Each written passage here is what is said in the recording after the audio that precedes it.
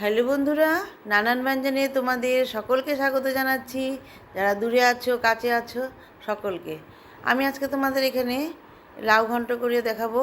এখানে একটা কচি লাউ নিয়েছি, এটাকে এইভাবে কেটে নেওয়া হয়েছে। আর এখানে ছোট চিংড়ি নেওয়া হয়েছে। এখন এর মধ্যে লবণ আর হলুদটা চিংড়ি মাছটাকে মেখে নেব। লবণ হলুদ দিয়ে দিলাম, দিয়ে এখন মেখে নিচ্ছি।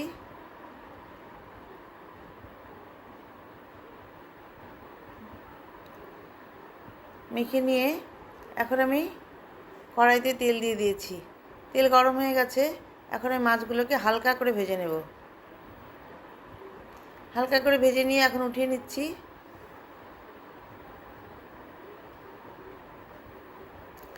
এখন এই মাছ ভাজা তেলটার মধ্যে আমি এখন 3টা শুকনো লঙ্কা ফোড়ন দিয়ে নিলাম। লঙ্কাগুলোকে আগে একটু ভেজে নেব। এখন 2টো তেজপাতা টুকরো করে দিয়ে দিলাম, একটা তেজপাতাকে।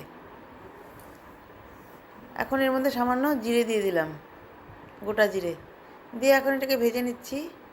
ভেজে নিয়ে এখন এর মধ্যে আদা পেস্ট দিয়ে দিলাম। আদা পেস্টটা দিয়ে ভেজে নিয়ে এখন এর মধ্যে টমেটো দিয়ে দেব। টমেটোগুলোকে টুকরো করে নিয়েছি আর বীজগুলো ফেলে দিয়েছি। এখন টমেটো ভাজা ভাজা হয়ে গেছে। এখন এর মধ্যে লাউটাকে দিয়ে দিলাম। বন্ধুরা, তোমরা যারা দেখছো প্লিজ একবারে কমেন্টস করে আর সাবস্ক্রাইব করে একবারে চলে আসবে, পরে আমিও তোমাদের কাছে যাব। লাইক কমেন্টস আর সাবস্ক্রাইব করে একবারে পাশে চলে আসবে, তাহলে আমিও তোমাদের পাশে চলে যাব। এখন এর মধ্যে আমি লবণ আর হলুদ দিয়ে দিলাম। লবণ আর হলুদ দিয়ে লাউটার মধ্যে ভালো করে মিশিয়ে নেব।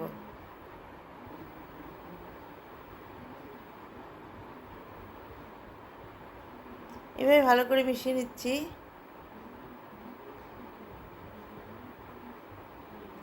দেখো লাউটা অনেকটা সিদ্ধ হয়েছে, কিন্তু আর একটু হবে। এখন এর মধ্যে আমি 5-6টা কাঁচা লঙ্কা দিয়ে দিলাম, দিয়ে ভালো করে একটু মিশিয়ে নিচ্ছি।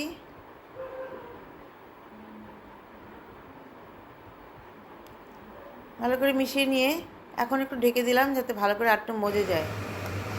এই দেখো, এটা আমার আজকে নতুন উনান নামিয়েছি, সেই জন্য তোমাদেরকে দেখাচ্ছি। এটা আমার একটা লটারির মতোই উনুনটা। তো এটা অটোমেটিক, একবারে এইভাবে অন করলেই অন হয়ে যায়।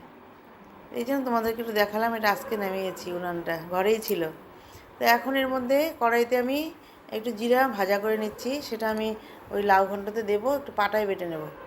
এখন জিরাটা ভেজে নিচ্ছি, পাটায় নামিয়ে নিলাম। এখন এটাকে বেটে নেব।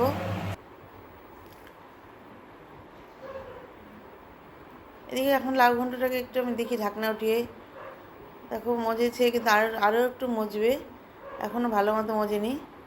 যাই হোক, এখন একটু ভালো করে নেড়ে দিচ্ছি। অনেকটা জল বাড়িয়েছে।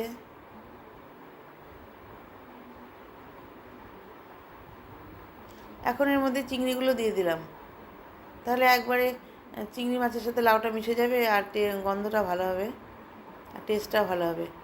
এই জন্য দিয়ে দিলাম। একটু সাদামাটা আর কি লাউ ঘন্ট হচ্ছে আর কি, চিংড়ি মাছের জন্য খেতে ভালো লাগবে। এখন এইভাবে ভালো করে মিশিয়ে দিচ্ছি। মিশিয়ে নিয়ে এখন এটাকে একটু ঢেকে দেব।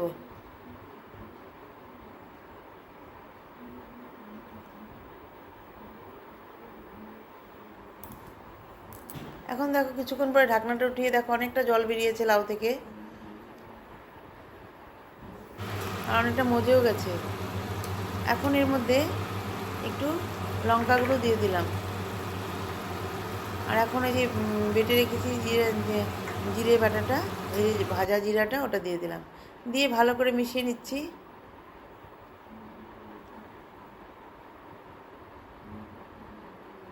এভাবে ভালো করে মিশিয়ে নিয়ে এখন এর মধ্যে একটু চিনি দিয়ে দিলাম, ঝাল ঝাল মিষ্টি মিষ্টি একটু ভালো লাগবে।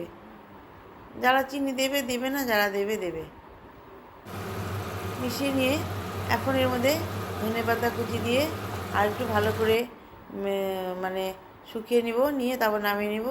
এখন শুকানো হয়ে গেছে, এখন আমি এটাকে উনানটাকে অফ করে দিচ্ছি। এভাবে আমার লাউ ঘন্টটা হয়ে গেল বন্ধুরা। এখন আমি এটাকে সার্ভ করে দিব। দেখো আমি টেবিলে এখন সার্ভ করে দিলাম। তো বন্ধুরা, তোমরা যে যেখানে থাকো না কেন খুবই যেন ভালো থাকো এবং সুস্থ থাকো। নমস্কার।